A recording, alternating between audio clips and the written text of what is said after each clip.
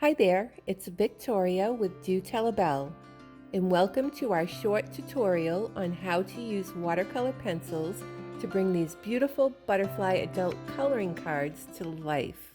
Step 1. Utilize the color template provided on the cards to guide your color selection process.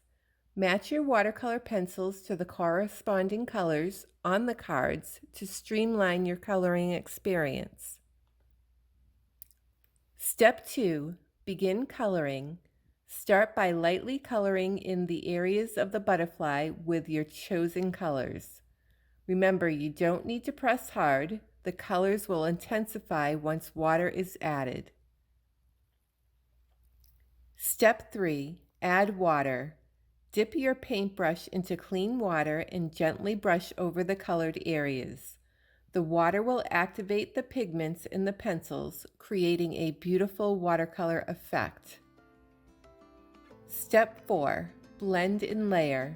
Experiment with blending different colors together and layering shades to add depth and dimension to your butterfly. Step 5. Let it dry. Allow your artwork to dry completely before handling the card. And there you have it, a stunning butterfly design created using watercolor pencils. Feel free to add additional details or embellishments to personalize your masterpiece.